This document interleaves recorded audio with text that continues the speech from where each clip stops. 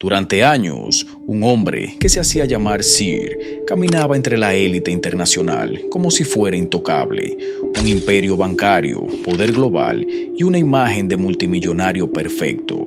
Pero todo era una mentira. Su riqueza no existía. Su imperio era literalmente papel mojado.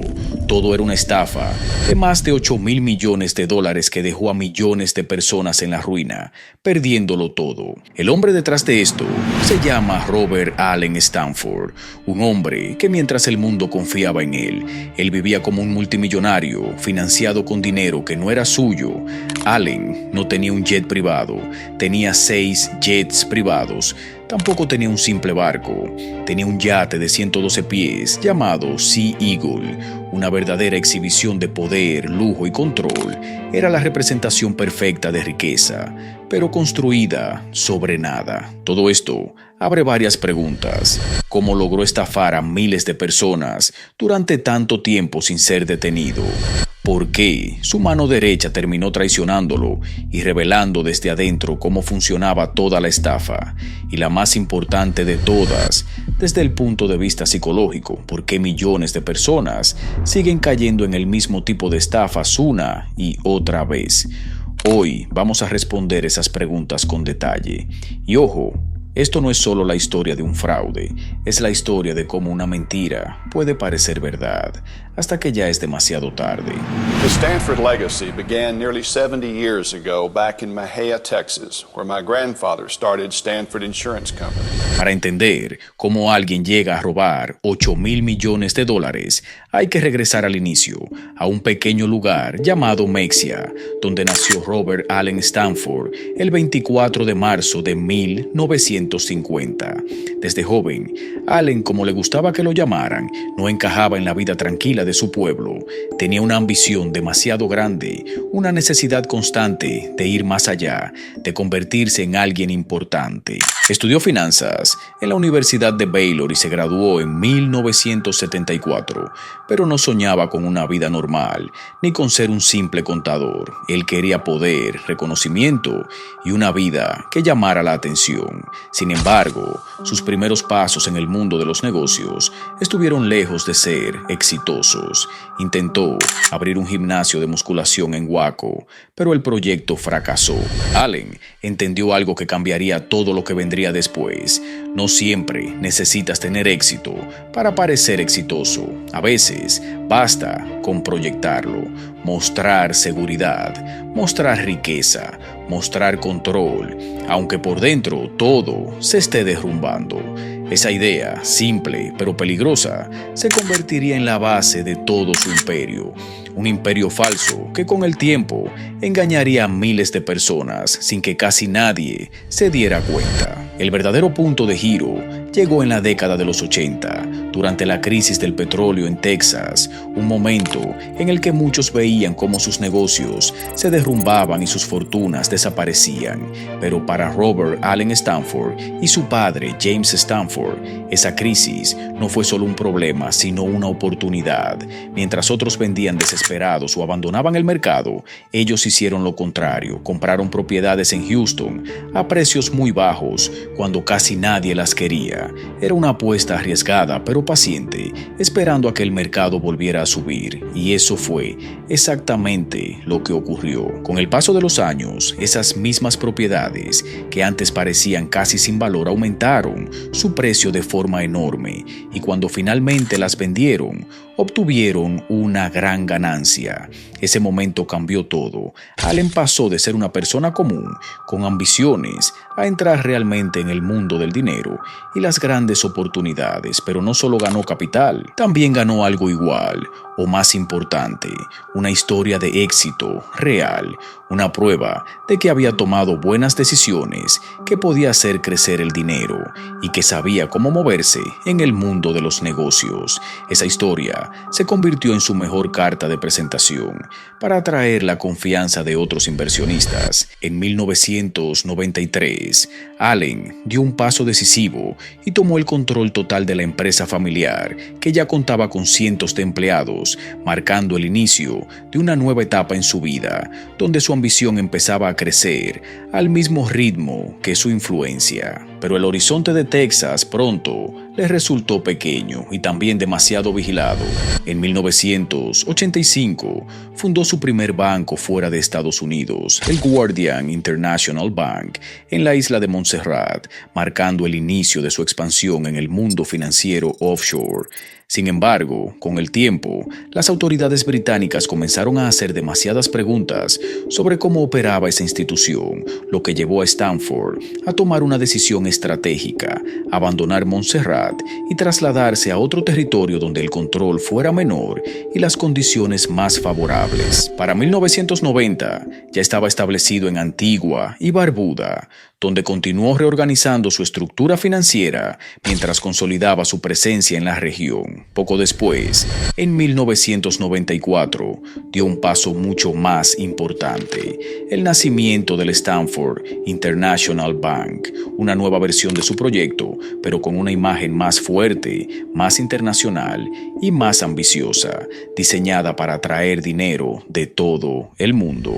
Un año después, en 1995, amplió aún más su estructura creando el Stanford Group Company en Houston, Texas, lo que le permitía operar también dentro de Estados Unidos como asesor de inversiones, conectando así su presencia offshore con el sistema financiero norteamericano. Con el paso de los años, su imperio siguió creciendo hasta alcanzar su punto más alto en 2008, cuando su estructura financiera llegó a reportar activos superiores a los $8,000 millones, presentándose ante el mundo como un gigante sólido y en plena expansión. Pero detrás de esa evolución ordenada y aparentemente exitosa, lo que realmente se estaba construyendo no era solo un banco internacional, sino una red cada vez más grande de confianza, promesas y dinero que, sin que muchos lo supieran, era algo que en realidad no existía. Todo era una farsa. Las empresas las movía, las reorganizaba y las cambiaba de nombre constantemente, pero ninguna de ellas era real en el sentido en que la gente pensaba. No había una base sólida detrás de todo ese sistema como se prometía. El dinero tampoco se movía como inversiones reales que generaran riqueza genuina. En realidad, circulaba de un lado a otro dentro del mismo sistema, mientras él vivía como un billonario con dinero que no era suyo. Is it fun being a billionaire? Well, yes. Pero para entender cómo logró sostener algo así durante tanto tiempo, hay que ver algo clave: la construcción de su imagen. Desde el inicio, Robert Allen Stanford entendió que si quería que la gente le confiara su dinero, tenía que parecer el hombre más poderoso de toda la región. No solo un empresario exitoso, sino una figura casi intocable, y lo logró. Compró periódicos locales, financió a políticos y se convirtió en uno de los principales empleadores de Antigua. Su influencia creció tanto que su nombre estaba en todas partes, como si formara parte del país mismo. Incluso había sido nombrado Sir, un caballero condecorado, además de ser visto como filántropo y supuesto genio de las finanzas. Si te preguntas cómo llegó a estafar más de $8,000 millones, aquí te lo explico. Robert Allen Stanford contrataba brokers expertos a los que les pagaba grandes cantidades de dinero para que salieran a buscar inversionistas, abuelos, jóvenes, empresarios, millonarios. No importaba quién fuera, todos eran el objetivo. Cientos de personas entraban porque no querían dejar pasar la oportunidad que esos brokers les vendían. Y lo más importante, Stanford cambiaba constantemente de brokers, les ofrecía más dinero, los atraía, y cuando ya no les servían o empezaban a fallar, simplemente los reemplazaba. Muchos nunca recibían lo prometido. De hecho, uno de esos brokers lo explicó después en una entrevista, donde confesó cómo funcionaba todo desde dentro y cómo el sistema terminaba rompiendo incluso a los propios vendedores. And they're offering you a good salary, right? Right. Salary plus an incentive, an upfront bonus to move over. So how much are we talking about? It was in the hundreds of thousands. So this was good money. Yes, it was. El mecanismo de la trampa era mucho más simple de lo que parecía, pero también mucho más peligroso. Esto se conoce como un esquema Ponzi, una estafa financiera donde el dinero de los nuevos inversionistas no se invierte realmente, sino que se usa para pagar a los anteriores. Así todo parece funcionar bien, parece que hay ganancias reales, pero en realidad es solo una ilusión que depende de que sigan entrando nuevas víctimas. Es, literalmente, una de las estafas más clásicas de la historia. Stanford usaba un sistema parecido al esquema Ponzi, pero mucho más sofisticado. Su herramienta principal eran los certificados de depósito, conocidos como CDs. En algunos países se les conoce como depósitos a plazo o frizar dinero. Básicamente, una persona entregaba su dinero al banco por un tiempo y el banco prometía devolverlo después con intereses. Los bancos normales ofrecían intereses bajos, pero él ofrecía mucho más, alrededor de un 7% o incluso un 8%. Para cualquier persona, eso sonaba como una oportunidad perfecta, demasiado buena para ser verdad, y lo era. Cuando la gente preguntaba cómo podía pagar intereses tan altos, él respondía con una historia perfectamente construida. Decía que tenía un equipo de expertos que invertía el dinero en negocios seguros alrededor del mundo, generando ganancias constantes, pero como sabemos, esa historia no era real. En realidad, la mayor parte del dinero, aproximadamente entre el 85% y el 90%, no se invertía en nada productivo. Se usaba para dos cosas: pagar a los inversionistas antiguos para mantener la ilusión de que todo funcionaba y sostener el estilo de vida extremadamente lujoso de Stanford, además de financiar negocios que en realidad no generaban beneficios reales. Para entender aún más cómo funcionaba este engaño, hay que dejar algo claro: Robert Allen Stanford no estaba solo. Detrás de él había un grupo de personas clave que ayudaban a que todo el sistema funcionara sin romperse. Cada uno tenía un rol específico dentro de la maquinaria del fraude. El más importante era James Davis. Él era su mano derecha, su socio dentro de las finanzas y la persona que entendía cómo transformar los números en algo que pareciera real. Davis no solo organizaba información, también ayudaba a construir los informes financieros que mostraban una empresa fuerte, estable y en crecimiento. Era quien hacía que las cifras encajaran con la historia que Stanford quería vender al mundo. Robert Allen Stanford era la cara visible, el hombre elegante, seguro, el que inspiraba confianza, pero detrás de esa imagen, Davis era quien sostenía la estructura interna del sistema. Dentro de ese sistema también había otros engranajes importantes, personas como Gil López y Mark Kurt. Ellos no eran los líderes, pero sí parte del mecanismo que hacía posible el engaño. Su trabajo estaba dentro del área contable, donde se manipulaban registros, se ajustaban cifras y se organizaba la información para que todo pareciera coherente. Su función no era crear riqueza real, sino ayudar a que los números contaran una historia falsa, pero convincente, una historia donde todo crecía, todo era seguro y todo parecía bajo control. En conjunto, cada uno tenía un papel muy específico dentro de la estructura. Stanford era la imagen pública, el hombre que vendía la confianza. Davis era el arquitecto de los números, el que ayudaba a construir la ilusión financiera desde adentro. Y personas como Gil López y Mark Kurt eran parte del engranaje técnico, los que ayudaban a mantener los registros alineados con esa historia. Mientras tanto, Stanford parecía el hombre más poderoso del mundo, y eso era exactamente lo que quería que todos vieran. El dinero de miles de inversionistas terminó financiando una vida de lujo extremo, como la de un rey sin corona. Tenía una flota de 6 jets privados, tenía un yate de 112 pies llamado Sea Eagle Bikini. Le encantaba llamar la atención. En 2008 protagonizó uno de sus momentos más famosos. Llegó en helicóptero a un partido de cricket en Londres con una caja transparente llena de $20 millones en efectivo como premio del evento que él mismo financiaba.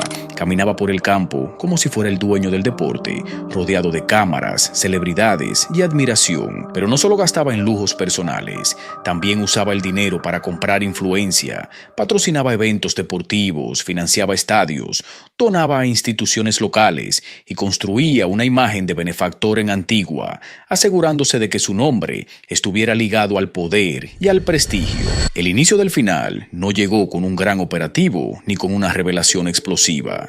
Empezó con algo mucho más pequeño, una persona observando lo que otros ignoraban. Alex Dalmadi, un analista financiero que vivía en Florida, empezó a analizar el banco de Robert Allen Stanford y notó algo extraño. En enero de 2009, publicó un artículo corto en una revista venezolana llamado Duck Tales, que en español significa historias de patos.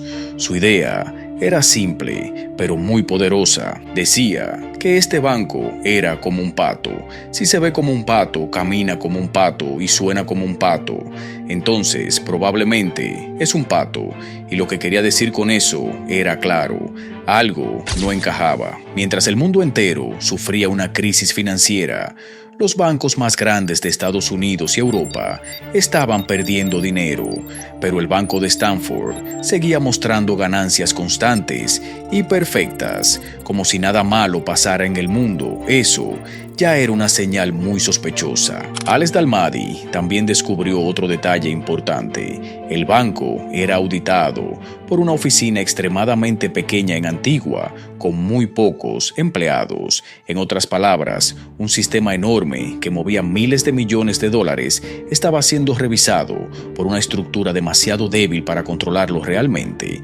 Era como intentar vigilar un edificio gigantesco con un solo guardia sin herramientas. Dentro del propio sistema del banco, algunos empleados también comenzaron a sentir que algo no estaba bien. El ambiente interno era extraño. Había presión constante por vender los certificados de depósito y las comisiones eran tan altas que muchos vendedores no querían dejar de venderlos, incluso si tenían dudas. 3 empleados decidieron dar un paso más y romper el silencio. Guardaron documentos, grabaron conversaciones y empezaron a reunir pruebas reales de lo que estaba ocurriendo dentro del banco. Gracias a esas acciones, junto con la alerta del pato financiero, las autoridades en Estados Unidos, incluyendo la SEC y el FBI, comenzaron a acercarse poco a poco al corazón del sistema de Stanford, y sin que él lo supiera, el círculo empezaba a cerrarse. El 17 de febrero de 2009, el mundo se detuvo cuando el gobierno de Estados Unidos, a través de la SEC y el FBI, acusó oficialmente a Robert Allen Stanford de haber construido uno de los fraudes más grandes de la historia. En ese momento, todo se derrumbó de golpe. No hubo explicaciones ni control, solo pánico. En Antigua, Panamá, Venezuela y otros países, la gente corrió desesperada hacia los bancos, filas interminables, rostros de miedo, personas llorando y golpeando las puertas cerradas, repitiendo la misma frase una y otra vez: devuélvanme mi dinero. Pero ya era demasiado tarde. El dinero no estaba, había desaparecido en jets privados, mansiones, lujos extremos y una vida de excesos imposible de sostener. Stanford intentó huir como si nada hubiera pasado. Buscó un avión privado para escapar, pero cuando intentó pagar descubrió la realidad que había ignorado durante años. Sus tarjetas ya no funcionaban, no tenía acceso a nada. El hombre que se creía intocable ya no podía ni comprar su salida del problema. Poco después, el FBI lo localizó escondido en la casa de su novia en Virginia, sin persecuciones dramáticas ni escenas de película, solo el final silencioso de un imperio falso que se estaba apagando. De ahí pasó directo a una celda fría en Texas, donde la realidad terminó de romperlo. En prisión, fue atacado por otro recluso en una pelea supuestamente por una llamada telefónica, aunque muchos también dicen que alguien mandó a que lo golpearan. Quedó muy herido en la supuesta pelea por una simple llamada. Su defensa intentó usar ese momento para frenar el juicio, alegando que ya no estaba en condiciones de responder y que, si lo dejaban en la cárcel, podían quitarle la vida, pero el juez rechazó la idea y el proceso continuó sin pausa. En 2012 llegó el juicio en Houston, una sala llena de víctimas mirándolo frente a frente, personas que lo habían perdido todo esperando justicia, y en el momento más importante apareció James Davis, su mano derecha, su socio, su cómplice, sentado en el estrado, mirándolo directo a los ojos y rompiendo todo con su confesión. Explicó cómo funcionaba el fraude, cómo falsificaban documentos, cómo manipulaban el sistema y cómo ambos sabían perfectamente lo que estaban haciendo desde el principio. Stanford intentó defenderse diciendo que era un empresario golpeado por la crisis económica, pero ya nadie le creyó porque las pruebas eran demasiado claras. El jurado no necesitó mucho tiempo. En pocas horas lo declararon culpable y el juez David Hittner dictó la sentencia final: 110 años de prisión, una condena que no era solo un número sino una forma de borrar cualquier posibilidad de libertad. Además, se ordenó devolver miles de millones de dólares robados, aunque ya era evidente que gran parte nunca volvería a sus verdaderos dueños. Junto a él, también cayeron otros responsables como Gil López y Mark Kurt, quienes recibieron condenas de entre 5 y 20 años por su participación en el sistema que sostuvo el engaño durante años, y así el hombre que soñó con ser un rey terminó convertido en el prisionero 35017-183, encerrado, sin poder, sin imperio y con todo lo que construyó reducido a cenizas, esta vez sin ninguna salida. Personalmente, no soy psicólogo, pero investigando este tipo de fraudes encontré que no funcionan solo por el engaño, sino por algo mucho más profundo. La mente humana está programada para confiar cuando ve señales de seguridad, autoridad y éxito. Cuando alguien como Robert Allen Stanford se rodea de lujo, poder y aparente prestigio, el cerebro interpreta eso como una garantía de verdad. A esto se le suma un fenómeno conocido como sesgo de autoridad, donde las personas tienden a creer más fácilmente en alguien que parece exitoso, respetado o respaldado por instituciones. Si además ese individuo promete estabilidad económica en tiempos de incertidumbre, el deseo de seguridad puede pesar más que la lógica. Es decir, no siempre se invierte por análisis y muchas veces se invierte por esperanza. También entra en juego la disonancia cognitiva, cuando una persona empieza a notar pequeñas señales de que algo no cuadra, pero ya ha invertido dinero o confianza.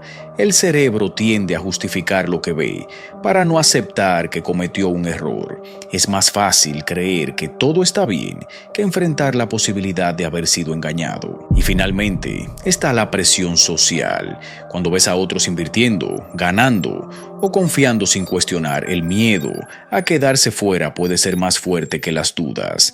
Nadie quiere ser el único que desconfía cuando todos parecen ganar. Por eso estas estafas no solo son historias de criminales inteligentes, sino también de vulnerabilidades humanas muy comunes. No se trata solo de engaño, se trata de cómo funciona la mente cuando la esperanza, el miedo y la confianza se mezclan en el momento equivocado. Esa es la verdadera lección de este caso.